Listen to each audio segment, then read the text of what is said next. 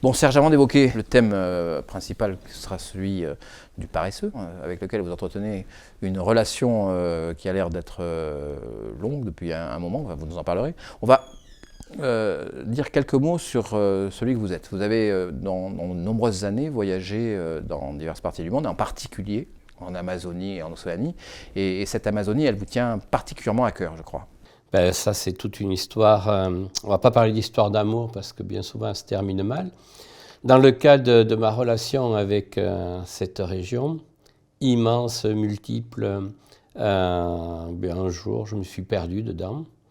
Et depuis, j'essaie de trouver un chemin pour en sortir, et ça, c'est très, très compliqué. D'abord parce qu'on prend une route qui est l'Amazone, qui est l'autoroute, et puis après, on commence à prendre des nationales, des départementales, et on se perd dans les méandres. Donc, depuis 40 ans, j'essaie de comprendre quelque chose à cette région, à sa population, à ses logiques, à la fois écologiques, économiques et humaines. Et ça, c'est très, très, très compliqué.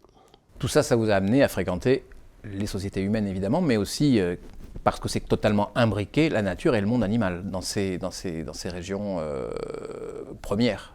Oui, le paradoxe d'une région comme l'Amazonie, c'est qu'en fait, on se heurte à la fois à du béton.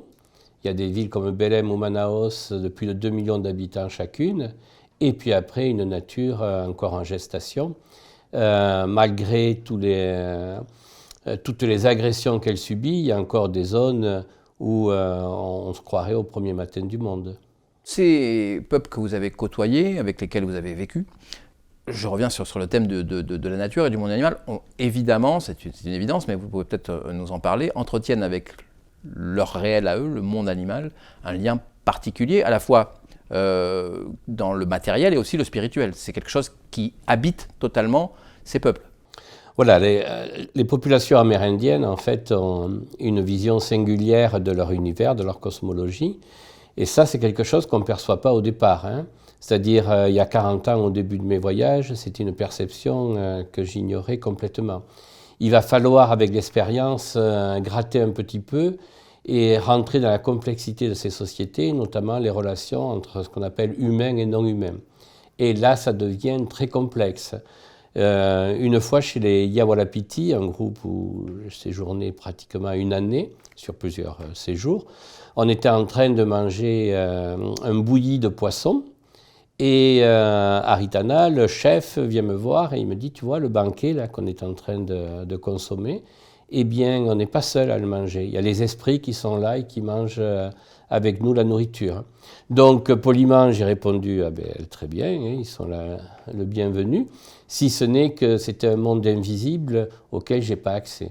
Et donc, la difficulté, c'est d'essayer de franchir certaines frontières, barrées par notre propre culture, et rentrer dans une autre dimension. Et à partir de là, quand on commence à accepter de jouer le jeu, il va y avoir des visions qui vont être transmises par les Amérindiens, et notamment avec le monde animalier, qui est entièrement commun avec les humains.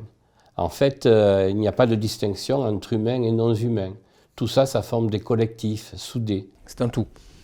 Il y a un tout qui est envisagé sous cette forme-là. Voilà, c'est un tout qui est envisagé comme ça, si ce n'est qu'il me semble que les humains font quand même tous les efforts pour essayer de montrer leurs différences. Ne serait-ce qu'on les voit dans la mythologie, qui est très importante pour étudier ces populations. À un moment donné, il va y avoir un vainqueur dans l'histoire, et ce vainqueur, c'est bien souvent les humains. Et l'exemple le plus flagrant, par exemple, dans la mythologie Kayapo, eh bien, il y a très longtemps, les humains mangeaient la viande crue. Et c'est le jaguar qui était le maître du feu qui, lui, la faisait cuire. Et donc, l'ordre du monde n'était pas respecté. Il fallait rétablir un petit peu cet équilibre. Et les humains, les Kayapo, vont aller voler le feu au jaguar. C'est pour ça qu'aujourd'hui, eh bien, le jaguar, il mange sa viande crue et les humains la mangent cuite. Il y a donc de manière ancestrale cette volonté, entre guillemets, de domination un petit peu de l'humain sur le monde animal dans ces sociétés-là? De domination, je crois que le mot est fort. Peut-être de rééquilibrer les choses, parce que finalement, à l'origine du monde, l'humain va arriver bien souvent bien plus tard, Quand il va arriver sur cette terre, on est bien souvent dans un lieu obscur, froid. Il faut donc aller chasser par exemple la lumière. Et qui détient la lumière? C'est le monde des oiseaux. Donc il va falloir, à un moment donné, soit faire un pacte avec cette nature, avec ces oiseaux, soit au contraire les combattre. Et donc il me semble que pour que l'ordre du monde puisse bien fonctionner, il fallait retrouver un certain équilibre et faire ce fameux pacte de paix avec la nature. Oui, je reviens juste un instant sur l'histoire de domination. En fait, toujours pareil, hein, quand on étudie ces sociétés, que ce soit en Amazonie ou ailleurs, il y a une chose essentielle, c'est étudier le mythe. Lévi-Strauss l'a très bien décrit dans ses différents ouvrages. Il faut décrypter le mythe pour commencer à comprendre le fonctionnement de ces sociétés. Et en fait, on s'aperçoit, dans de nombreuses mythologies, en fait, on va avoir des théories d'eschatologie, c'est-à-dire qui nous amènent à la fin du monde. Et il y a un phénomène naturel qui est récurrent dans ces mythologies, c'est le déluge. Et on s'aperçoit que la Terre, à un moment donné, a été inondée, et pour qu'elle soit comme nous la connaissons aujourd'hui, il fallait qu'il reste au moins un humain. Voilà, ce n'est pas la peine qu'il en reste 10, 100, il fallait qu'il en reste au moins un. Et cette humanité qui va renaître, eh bien souvent, c'est la communion entre cet humain, ce rescapé, et des animaux. Ça peut être une aigrette, ça peut être un jaguar, ça peut être une loutre, importe peu l'animal, mais la renaissance de l'humanité viendra de la relation entre un humain et un animal. Vous avez fait des rencontres et vous avez aussi fait une rencontre importante, manifestement, qui vous tient à cœur avec un animal qu'on connaît peu ou qu'on connaît mal, qui est un peu décrié, caricaturé et qui ne fait pas trop non plus pour améliorer son image, c'est le paresseux.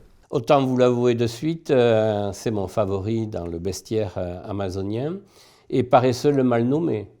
Je crois qu'on devrait retirer le nom de cet animal ou alors lui donner une médaille et l'amener jusqu'à l'éloge de la lenteur.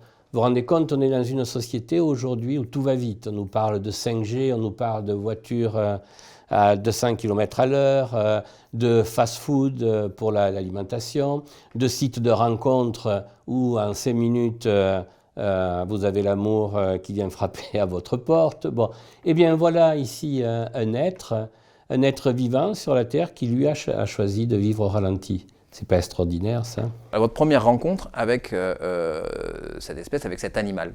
Aussi bizarre que cela puisse apparaître, c'est un animal qui n'est pas très très rare. D'ailleurs, en Amazonie, la masse de mammifères, c'est la plus importante, c'est celle des paresseux. Sur un hectare, on aura une masse de paresseux bien plus importante que tous les autres mammifères. Donc c'est un animal qui est assez fréquent, qui est très discret, c'est-à-dire il faut avoir un œil exercé pour pouvoir essayer de le dénicher sous la frondaison, sous la canopée. Mais que ce soit en Guyane ou au Brésil ou dans d'autres pays, les rencontres avec ce petit animal est régulier, fréquent. C'est un monde qui est un monde, entre guillemets, dangereux, sauvage, mais cet animal qu'on imaginerait finalement être une proie facile pour les autres, vous nous dites on en rencontre beaucoup, ça veut dire qu'il a ses modes de défense et de survie qui sont efficaces, malgré sa lenteur. Eh bien, effectivement, on pourrait penser qu'un animal qui fait du 0-20 km à l'heure est une proie facile, notamment pour les jaguars ou pour les rapaces, comme les harpies. En fait, il va falloir qu'ils mettent en place des stratégies de camouflage extraordinaires, notamment, et ça c'est quelque chose qui est unique dans le règne animal, il a réussi à avoir un pelage, un treillis, on va dire, comme des militaires pour se camoufler, grâce à des algues. En fait, il y a des algues qui poussent dans son pelage qui n'existent nulle part ailleurs. Ces algues ont choisi de vivre dans la fourrure du paresseux. Et donc, quand la concentration est très importante, eh bien, ces algues vont lui donner une couleur verte qui lui permettra de se camoufler dans la canopée.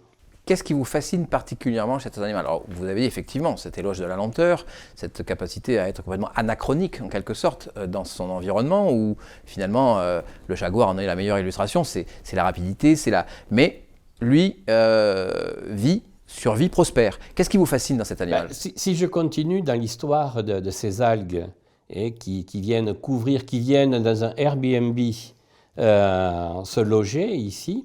Quand on connaît le régime alimentaire d'un paresseux, qui est un animal qui se nourrit uniquement de cellulose, il ne mange que des feuilles. Donc imaginez un petit peu et la teneur calorique d'une feuille. Il n'y a pratiquement pas grand-chose. En plus, il va falloir la digérer. Donc il faut un métabolisme particulier pour digérer. Bon. Eh bien, ces algues, elles ont une durée de vie, et à un moment donné, ces algues vont mourir. Eh bien, le paresseux vient se lécher la fourrure, et il va manger ces algues en décomposition qui vont compléter son régime alimentaire, et notamment pallier les carences en protéines et en glucides. Donc, grâce à ces algues, le paresseux a un régime alimentaire, on ne va pas dire équilibré, mais en tout cas, ça lui permet d'assurer une survie. Et là où ça devient très compliqué, notre histoire est très complexe et extraordinaire, c'est-à-dire, on va faire ici, avec le paresseux et l'algue, il manque un autre élément, ce sont des papillons. En fait, on va avoir à faire un ménage à trois. Eh bien, le paresseux, qui défèque une seule fois par semaine, il peut garder dans son rectum jusqu'à une semaine de crotte, imaginez un petit peu, c'est, je crois, plus d'un tiers de son poids. Eh bien, une fois par semaine, il va descendre de l'arbre, là, non pas comme Tarzan, mais tout doucement, et arriver à hauteur du sol avec un résidu de queue qui lui reste. Il fait un petit trou, il dépose ses crottes, et là, immédiatement, des papillons qui logeaient également dans ces fourrures viennent déposer, viennent pondre dans les crottes, et quand les larves vont se développer, vont redevenir papillons, automatiquement, elles vont revenir prendre logement dans la fourrure du papillon.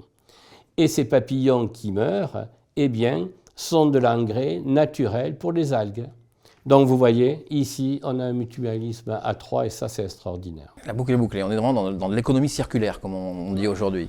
Et on est avec en circuit court aussi, puisqu'il se nourrit. Ah, mais là, on ne peut pas avoir plus court. Hein. Et vous, on évoquait tout à l'heure justement ce personnage qui est et son anatomie avec sa queue. Donc vous dites, il y avait quelque chose de... Alors là aussi, sa queue, bon, on pense qu'avec l'évolution, elle a diminué, il reste un résidu. Et il faut savoir quand même qu'aujourd'hui, il ne reste de connus que 6 espèces de paresseux. 4 tridactyles à 3 doigts et 2 didactyles à 2 doigts. Ce sont 2 espèces complètement différentes. Hein. Mais la science en a répertorié 10. Et il y en a 4 qui ont disparu à la dernière glaciation, qui étaient des paresseux géants. Ça pouvait dépasser les 3-4 mètres et plusieurs tonnes. Hein. Et là, peut-être qu'à cette époque-là, la queue était plus importante. Bon. Mais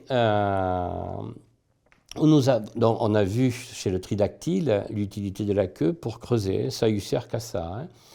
En revanche, si cette queue est rabougrie, il va falloir la chercher dans l'explication des Amérindiens. Et chez les Riquebax du Mato Grosso, on prétend que ce paresseux, cet animal, ce bradypus, en fait, quand la distinction ne se faisait pas entre les hommes et les animaux, eh bien, il était assez feignant. Il ne partait jamais chasser. Quand les hommes partaient à la pêche, à la chasse, lui, il restait dans le village, assis dans le hamac. Et en fait, on s'est aperçu qu'une fois que les hommes étaient partis, eh bien, il allait flirter avec les femmes, il mangeait un petit peu les réserves, et donc c'était plus possible. Et donc, au cours d'une expédition de chasse, il y a le chef qui a dit à un gamin, tu restes là et tu surveilles pour voir ce que fait notre ami paresseux. Et en fait, quand il a vu ce qui se passait, le gamin a trahi le secret du paresseux et les hommes ont décidé de le tuer. Le paresseux a pris peur, il est monté à un arbre, les hommes l'ont poursuivi et avant d'arriver à la cime, il y a quelqu'un qui a essayé de le saisir à la queue. Eh bien, le paresseux a été plus malin. Hop, il a réussi à s'échapper et la queue est restée dans la main de l'Indien. C'est pour ça qu'aujourd'hui, cette queue est rabougrie et de sa queue est sorti du sang. Et les Indiens s'en sont servis pour recouvrir leur corps de peinture corporelle. Et de la même façon, d'ailleurs, puisque maintenant on sait qu'il montait aux arbres, ce qui n'était pas le cas à l'époque, il faisait ses besoins du haut de l'arbre. Et quand on lit les mythologies de Lévi-Strauss, on apprend que les crottes, quand elles tombaient sur la terre, elles avaient un poids tellement important qu'en fait la planète basculait. Et donc c'était plus possible. Et donc c'est à partir de maintenant qu'il va décider de descendre au sol. On quitte un peu le paresseux quelques instants pour faire un peu un lien. Vous avez voyagé dans le monde amazonien, mais aussi on peut évoquer l'Océanie. Vous avez trouvé des corrélations justement dans cette approche du monde animal et du monde de l'humain dans les deux civilisations? Oui, évidemment, hein, notamment dans le monde tribal océanien. Et là, j'ai une pensée pour la Papouasie-Nouvelle-Guinée, chez les Yatmoul. Les Yatmoul, on est sur le fleuve Sepik, où là, le totémisme est très très important. Et il y a des clans chez les Yatmoul qui s'identifient à la société du crocodile. Et à un moment donné, quand les individus vont devenir des hommes proprement dits, eh bien, ils vont se transformer en crocodiles. Et il y a un rituel extrêmement douloureux où les hommes se font scarifier le dos, on leur met des petites pierres ou des bouts de bois sous l'épiderme et pour que la peau se transforme en écaille de crocodile. Voilà. Et donc là, on peut trouver des corrélations. On va trouver ça également chez l'oiseau du paradis, chez les casoars. Hein. Là, chez les casoars, c'est un oiseau, c'est le mâle qui s'occupe des petits. Et donc en anthropologie, ça s'appelle la couvade. C'est un phénomène qu'on retrouve un petit peu partout dans les sociétés, où au moment de la naissance d'un enfant, eh bien, l'homme va modifier son comportement. Vous vous rendez compte qu'en Corse ou dans le Béarn, il n'y a pas si longtemps que ça, quand une femme avait accouché, elle quittait le lit et c'était le père de l'enfant qui prenait place de la femme et on accordait tous les soins au père et rien du tout à la mère. Hein. On comprend en vous écoutant que ces mondes, monde animal, dans ces sociétés traditionnelles, hein, ces sociétés premières, on peut les appeler je crois ainsi, il n'y a pas de mur entre elles, il y a vraiment, ce n'est pas cloisonné, ça fonctionne dans un sens et dans l'autre, on peut communiquer avec les animaux communiquent aussi avec les hommes, il y a vraiment une interaction très forte. Aujourd'hui, au XXIe siècle, puisque vous avez voyagé au XXe siècle, au XXIe siècle, on ressent encore profondément ça, ou s'il est en train un peu de s'étioler, ou est-ce qu'il est toujours là, même sous des formes un peu différentes, très sûrement, puisque le monde change. Non, cette façon de vivre la condition humaine, heureusement, elle est différente un petit peu partout, sinon on serait pauvre. Hein. Et donc la richesse, c'est justement dans ces sociétés, cette façon de vivre la condition humaine de façon différente. Et il est évident que la plupart des sociétés aujourd'hui sont des sociétés d'abord contemporaines, elles habitent le même monde que nous, elles utilisent les mêmes réseaux sociaux que nous, elles connaissent Mbappé, elles connaissent Zidane, elles connaissent tout ce qu'il y a à connaître sur ce monde. Mais leur perception singulière de leur présence sur Terre est un petit peu différente. Je vais vous donner un exemple. Je travaille pour différents musées français et on a fait des missions au Brésil, notamment chez les Kayapos. Chez les Kayapos, ce sont de grands guerriers, tout le monde connaît Raoni, l'Indien qui a le grand labré, on connaît son combat, etc. Ils sont complètement présents dans ce monde du XXIe siècle, mais il y a encore des tabous qui sont durs. Et quand ils venaient en France, quand ils sont venus en France, on a eu du mal à les asseoir à une table et à manger, à partager la même alimentation que nous. Et donc on s'est dit, bon, ils sont frileux du point de vue alimentaire, très prudents, on va leur donner du poisson de rivière, surtout pas du poisson de mer, hein, ça ils n'en mangent pas. Eh bien, on a eu la triste expérience. Dans un restaurant, la dame indienne, Kayapo, n'a pas voulu consommer le poisson parce qu'avant de le consommer, il faut qu'elle le voie en entier, pas forcément vivant, mais en entier, parce que si elle le consomme sans l'avoir vu, par contamination, ses parents restés au village peuvent tomber malades, voire mourir. Et cette dame qui vendait de l'artisanat, s'est fait un petit peu d'argent ici, quand vous la lâchez dans les rues d'une ville, je peux vous dire qu'elle va faire les achats, et les sacs vont être vite remplis. Hein. avec la technologie moderne, si c'est à la FNAC ou avec... Mais elle conserve cette vision du monde. Oui, mais c'est ça qui est intéressant. Ouais. Voilà. Pour le coup, il n'y a pas d'acculturation. Enfin, Non, on conserve. L'acculturation, d'ailleurs, ce n'est pas une note négative. Hein. Emprunter, nous, il y a très longtemps, syncrétisme, on est acculturé. La pizza est le clairement. plat préféré des Français, le couscous et le rock'n'roll. Ça s'appelle de l'acculturation et ce n'est pas pour ça. Évidemment que ça modifie la société, mais elle ne fait que s'enrichir. Et chez ces sociétés, le fait d'être en contact avec notre monde, alors il faut être prudent, on a des exemples où des sociétés se sont complètement évaporées avec des chocs brutaux avec nos sociétés, attention. Hein. Mais cela dit, il n'y a aucune raison aujourd'hui que ces frontières entre ces mondes singuliers et le monde dit moderne ne se franchissent pas, d'ailleurs dans un sens comme dans l'autre. Et on voit finalement que ces sociétés ont beaucoup plus de facilité à rentrer dans notre monde que nous à rentrer dans la tête de ces sociétés. Hein. Ne serait-ce qu'on n'a qu'à voir comment encore on a un ton condescendant quand on parle de ces sociétés. D'ailleurs, dans un sens ou dans un autre. Hein. Soit ils sont traités de sauvages, qui entre parenthèses veut dire celui qui habite dans la forêt, soit au contraire, on a des qualités surhumaines qu'on leur attribue. Et on a simplement, une fois de plus, affaire à des êtres humains qui ont simplement une vision du monde différente. On va parler des moyens de subsistance. Et on va commencer par le paresseux. Le paresseux, le pauvre, vous voyez là, je rentre dans la condescendance. Cet animal a une alimentation très sélective. On a vu tout à l'heure qu'il pouvait compléter cette alimentation sélective avec des résidus d'algues, mais il ne mange en fait que des feuilles. Et ces feuilles qu'il va choisir, c'est dû à l'apprentissage que la mère va transmettre à son petit. Jamais un paresseux ne mangera une feuille à laquelle sa mère ne l'a pas habitué. Et d'ailleurs, il peut mettre plus d'1 mois pour la digérer, et bien souvent, il va en mourir, ou il sera incapable de la digérer. Bon. Et donc, ces paresseux ont une alimentation, on va dire, pratiquement uniforme, uniquement avec des feuilles. Eh bien, en revanche, les Amérindiens, dans cette grande forêt, eux arrivent à avoir un menu beaucoup plus varié. S'il y a quelques aliments de base, comme le manioc, ou entre parenthèses, nous avons ici un tubercule qui contient du poison, imaginez que des sociétés se sont organisées autour des plantes venimeuses. Venimeuses ou vénéneuses? Ça reste la question. Mais on va rester sur venimeuses. Vous vous rendez compte, il y a des sociétés qui se sont organisées autour de plantes toxiques.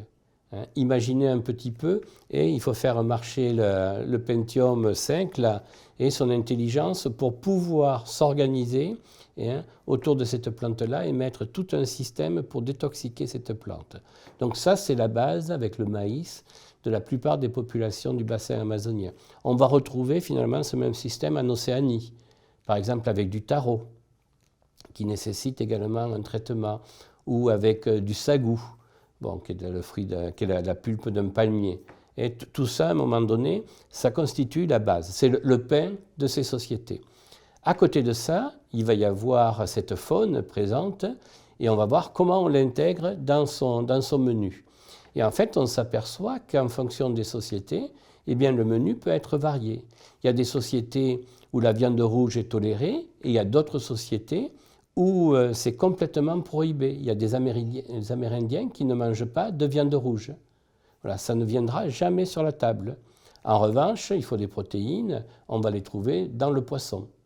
Hein, voilà. Donc le régime est assez vaste. Maintenant, il va falloir aller chercher cette alimentation. On ne va pas au supermarché. Le supermarché, c'est la forêt. Et donc, si on veut chasser, il va y avoir différentes techniques, notamment l'arc, notamment des pièges. Mais la technique la plus sophistiquée, c'est la chasse à la sarbacane. Vous vous rendez compte un petit peu qu'il pour atteindre un singe qui fait 40 cm, et avec un arc et une flèche, vous ne pouvez pas. Donc les Indiens ont mis au point un long tube avec des petites fléchettes et avec un souffle bien ardent, cette fléchette est censée rentrer dans les cuisses du singe. Or, si la flèche rentre juste dans la cuisse, ça ne suffit pas pour le tuer. Eh bien, l'Indien, cette fois-ci, est allé dans son laboratoire, qui est la forêt, et il va trouver des plantes curarisantes. Et ces plantes curarisantes ont la particularité de paralyser les muscles respiratoires de l'animal, et la chair pourra être mangée, il n'y a aucun danger pour l'homme. Eh bien, ces curarisants ont complètement enrichi le patrimoine commun dans notre médecine. À l'époque, un coup de marteau pour vous endormir. Aujourd'hui, bien que ça a été synthétisé, ces connaissances amazoniennes ont permis de modifier notre médecine. L'autre moyen de subsistance, donc, c'est la pêche. Alors la pêche, ça peut être à l'arc, ça peut être au filet, ça peut être avec des barrages, mais il y a une technique extrêmement sophistiquée qui est la pêche à la nivrée, qu'on retrouve également dans notre continent, notamment dans nos Pyrénées. En fait, la pêche à la nivrée consiste à utiliser en Amazonie des lianes et à les regrouper en fagots, à frapper très fort, ça libère un suc qui a la propriété en fait, d'enlever l'oxygène de l'eau. Et le poisson, à mal d'oxygène, soit meurt étouffé, soit il vient à la surface et ça fait une proie facile qu'on peut récupérer à l'aide d'un gourdin à la main, ou pour les enfants, s'exercer au tir à l'arc. Voilà. Et là où ça devient intéressant, notre histoire, une fois de plus, c'est que les Amérindiens sont suffisamment sages pour répéter cette opération que 2 à 3 fois par an, et il ne s'agit pas d'épuiser les réserves. On le fait, on fait un grand banquet, on aura des moyens de conserver cette viande dans ce milieu chaud et humide avec une technique qui s'appelle le boucan, et le boucanage, et on va fumer le poisson et on pourra le garder plusieurs semaines, voire plusieurs mois. Ce qui est fascinant, c'est cette capacité à avoir observé la nature, en avoir tiré d'enseignements et mis au point des techniques. Quand on parle effectivement d'enlever l'oxygène de l'eau, c'est quelque chose qui a pris un temps, mais avec de l'observation, de la compréhension, de l'intelligence, et ça rejoint ce que vous disiez, c'est-à-dire qu'on regarde, nous, avec un peu de condescendance, ces univers-là, mais qui ont effectivement, à leur échelle, et dans leur, des expérimentations réellement dignes de l'évolution scientifique qu'on a connue, nous. Avec, on peut imaginer que la mise en place de ces techniques qui sont quand même très élaborées, puisque effectivement, on met du temps, mais prouve cette intelligence profonde et qui nous est commune, mais qu'on a tendance effectivement, comme vous le disiez, à regarder avec un peu de condescendance, voire de mépris. Alors qu'on a des découvertes qui sont fondamentales. Alors ces connaissances botaniques du milieu, de l'environnement, on peut les traduire en 2 dimensions. La première, pour avoir une maîtrise aussi complète, même s'il y a encore des blancs, du jardin, de la forêt, ça veut dire que cette forêt est occupée depuis très longtemps, hein, et que des hommes n'ont pas fait que chasser et cueillir. À un moment donné, hein, ils vont se fixer. Et aujourd'hui, l'archéologie en Amazonie révèle l'actualité récente, nous montre la découverte d'une cité en Équateur, hein, qu'en fait, les sociétés se sont installées et ont réussi à avoir des civilisations extrêmement sophistiquées. Bon. Et pour pouvoir nourrir des milliers de personnes dans une agglomération, il faut quand même avoir ces connaissances. Donc, ça, c'est quelque chose qui est ancestral, qui est très loin. Ensuite, et là, c'est quelque chose où on n'a toujours pas la réponse, c'est comment ils arrivent à faire la relation, par exemple, entre l'écorce et qu'on va faire bouillir avec une autre feuille, et je donne un exemple qui n'est pas réel, hein, mais qui donnera un thé qui fera baisser le taux de diabète, par exemple. Bon, là, je rentre du Panama. On était chez les Embera. Quand on a fait une sortie avec des représentants Embera, à un moment donné, on s'est arrêté sur un arbre où il y avait les écorces qui se décrochaient de l'arbre. Et l'Indienne nous a dit, vous voyez, avec cette écorce, on en fait un bain, et les enfants, les garçons, jusqu'à l'âge de 3 ans, on les trempe régulièrement dans ce bain, et ensuite, suite à ce bain, eh bien, le système pileux ne se développera plus. J'aurais bien aimé essayer, moi. Bon, mais c'était trop tard. Hein. Bon, et quand vous demandez toujours, mais comment vous avez fait la relation entre cette écorce et le système pileux, la réponse est toujours la même, c'est le chaman. C'est le chaman qui, avec ses voyages dans d'autres mondes, arrive à avoir ses visions, et quand il revient, c'est lui qui nous donne l'enseignement.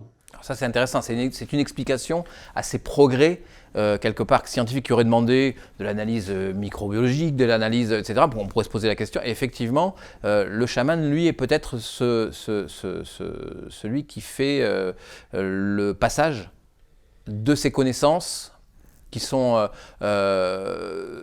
impalpables, mais qui les traduit concrètement. C'est un rôle important. On va peut-être revenir aussi sur le monde animal et la relation du chaman et du monde animal. Alors, je vais vous donner un autre exemple, et celui-ci, il est encore beaucoup plus extraordinaire. J'aurai toujours, quand on interrogera les Amérindiens, la même question, c'est le chaman.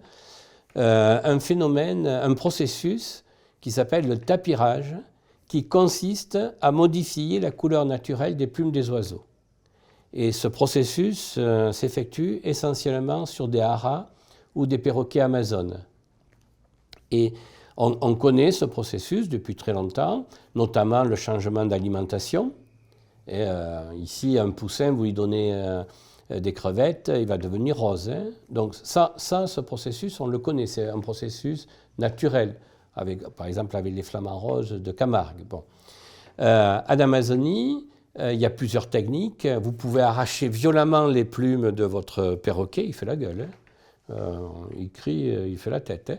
Et avec des substances, vous frottez, vous allez hériter l'épiderme, et au moment de la repousse, les plumes seront de couleurs différentes. Mais le phénomène le plus extraordinaire que je connais, c'est chez les Enawe du Mato Grosso, où là, ils capturent un petit batracien, une petite grenouille, hein, comme beaucoup de ces spécimens, il y a l'épiderme qui est recouvert de poison. Là, il est vivante, hein, il la crucifie sur une petite armature et avec un bâton, et il lui retire le venin du dos. Ensuite, ils prennent des graines de roucou. Le roucou, c'est une graine du roucouillet dont les Indiens, après l'avoir écrasé dans la paume des mains, s'en servent pour se recouvrir le corps de peinture rouge. C'est avec le roucou qu'on fait la teinte rouge du fromage de Hollande. Bon. Et là, ils appellent notre ami Jaco, le perroquet, ils y arrachent les rectrices, les plumes de la queue, et ensuite, avec un petit bâton, ils vont mélanger le poison de la rainette avec le roucou et le rentrer dans le fourreau de la plume. 3 semaines plus tard, mesdames, messieurs, les Amazones, les plumes sont vertes, naturelles. Au bout de 3 semaines, elles sont jaune-orangées. Et en fait, quand ils recomposent leur coiffe, hein, au cours de rituels, les coiffes sont jaunes et ici c'est orangé. C'est orangé parce qu'on rappelle avec la mythologie. Et il s'est passé un événement très important à midi quand le soleil est au zénith. C'est là où il brûle. Et c'est là, ici, que la couleur rouge est la plus importante. Bon, ça, j'ai assisté à ce processus. Quand j'ai questionné, parce que ça, c'est quelque chose qui m'intrigue, je ne peux pas avoir autre réponse que le chaman.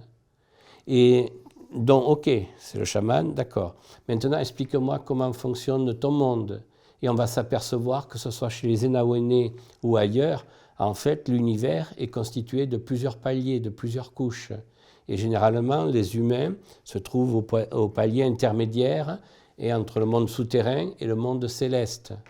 Et bien souvent, une de ces couches est réservée à une caste bien particulière qu'est les chamans, qui, eux, grâce à des techniques, sont capables de visiter ces mondes qui sont invisibles, qui deviendront d'ailleurs visibles au moment où un garçon va devenir un homme. Enfin, ce monde invisible va être démocratisé et on va lui présenter en fait la totalité des entités qui peuplent l'univers. Il les verra peut-être qu'une seule fois dans sa vie s'il ne devient pas chaman, mais en tout cas, il aura fait connaissance avec tout ce qu'il est censé rencontrer. Grâce à quoi? Grâce à des adjuvants ou à quelque chose? C'est dans des rituels, Ouais. mais généralement, le chaman va inviter ces entités invisibles à venir participer à des rituels. D'accord. Et dans ce cas-là, comme tout à l'heure, dans le cas du repas, ces entités restent invisibles, mais on les sent par leur présence, ou, le plus souvent des cas, ils vont être matérialisés sous la forme de masques. Voilà. Et ces masques viennent et représentent des entités.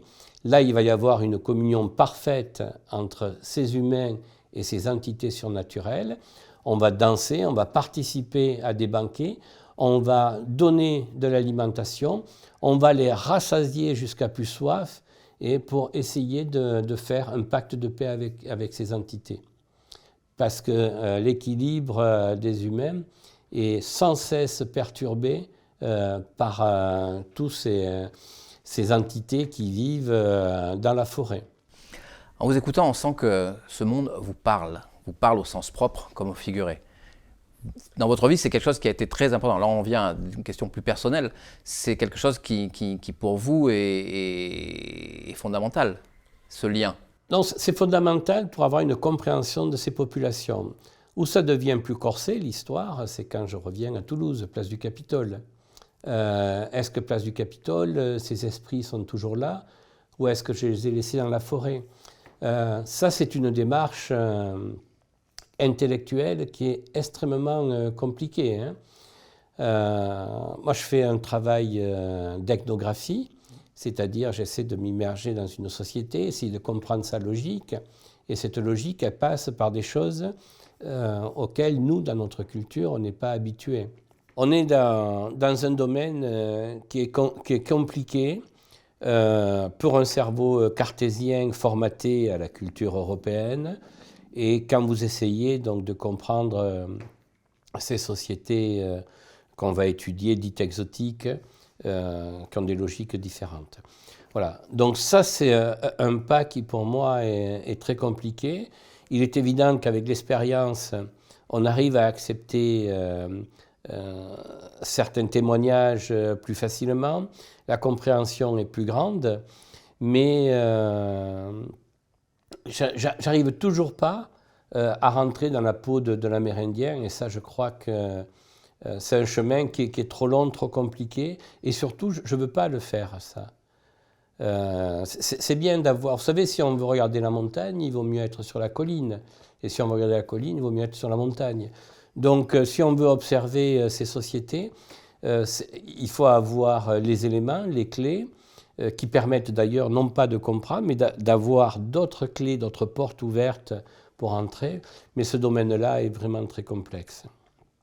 Être, oui, un spectateur, mais engagé, mais quelqu'un qui quand même a eu, j'imagine, enfin, influence. Cette fréquentation ne peut pas ne pas influencer. Ah non, Sur votre vision, place du Capitole, du mais, monde. Vous savez, il y a une phrase toute faite, l'anthropologie, c'est la découverte de l'autre qui doit vous amener à la connaissance de soi. Donc il est évident que plus vous fréquentez l'autre, qu'il soit exotique d'ailleurs ou le voisin de palier ici, Qui peut être exotique. Qui peut être exotique ou qui peut être né à la clinique des teinturiers comme moi, voilà, et qui est passé dans le même berceau. Mais grâce à lui, moi je vais m'enrichir et je vais me connaître. Bon. Et donc dans ces sociétés, évidemment, quand on rentre, vous vous rendez compte, on va prendre un exemple très simple. Quand un Indien vous dit, tu vois, si on est sur Terre, c'est parce qu'un homme a forniqué avec un crocodile. Bon, mais lui, il le croit. Moi, je vais avoir du mal à rentrer dans cette perception. Par contre, je vais le respecter, et ça m'intéresse de voir comment il fait pour vivre avec ça. Mais, et en plus, moi, dans ma culture, je suis très bien, à l'aise, peut-être le mot est fort, mais après tout, c'est comme ça que je pense, c'est comme ça que je parle, et c'est comme ça que tout ce que je vois est formaté par rapport à cette culture. Et c'est aussi peut-être parce que vous êtes comme ça que vous êtes accepté aussi par d'autres qui pensent de la même manière et qui ne cherchent pas forcément à vous changer. D'ailleurs, c'est aussi peut-être on a cherché à changer les mondes dans lesquels on est arrivé, à les acculturer, mais eux finalement ne cherchent pas. Quand vous êtes sur place et que vous séjournez longtemps, on cherche à vous initier, on cherche à vous changer, à vous transformer? Non, non, non. Quand on est sur place, on va partir sur le cas des Yawalapiti. Mato Grosso, c'est le groupe où j'ai séjourné le plus longtemps. Hein. Je disais tout à l'heure, je suis resté plus d'une année avec différents séjours. Un des séjours, je suis arrivé avec ma tête enfarinée, ma valise, ma caméra, et je leur ai dit, voilà, je viens chez vous, je vais rester 3 mois. Mais personne n'a dit, ah bon, c'est beaucoup ou c'est peu. Voilà.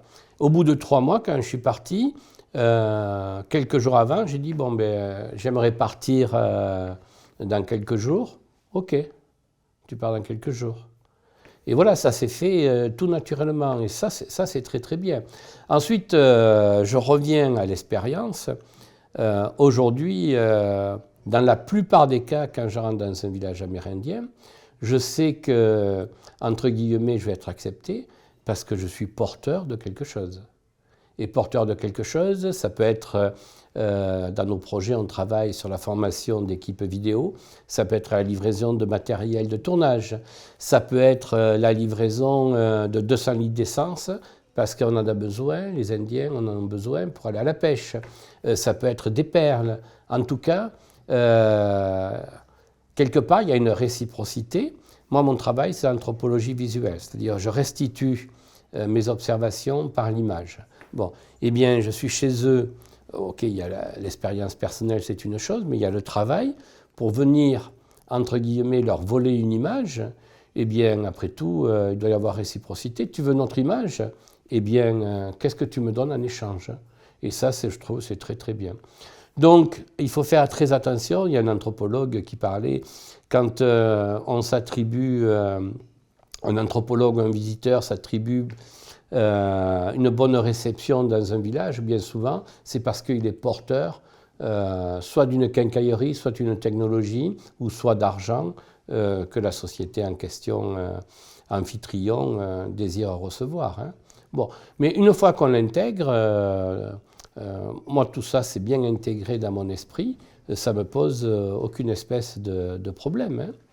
Voilà. Et les relations d'ailleurs sont bien plus apaisantes et plus fortes. Hein. Est-ce qu'il y a, Serge, un animal totem qui vous suit, ou un animal préféré, auquel vous êtes peut-être au-delà du paresseux, ou le paresseux? Ben, moi j'ai bien envie de rester sur le paresseux. Hein. Et cet éloge de la lenteur, c'est quand même, une fois de plus, dans ce monde aujourd'hui, ça devrait être mis en avant. Mais oui, je reste sur le paresseux. Et d'ailleurs, aussi bizarre que cela... Alors, l'animal totem, là on est en vulgarisation, hein, mais il y a quelque chose qui me fascine, c'est dans les mythologies, on s'aperçoit que le jaguar, qui est normalement le roi de la forêt, hein, c'est soi-disant le prédateur le plus redoutable, eh bien, dans les mythologies, il se fait toujours avoir. C'est un chasseur qui est piteux, il se fait avoir par tous les animaux, et en fait, les animaux très valorisés ont de petites tailles. Le colibri, l'oiseau-mouche, dans la mythologie, a du pouvoir.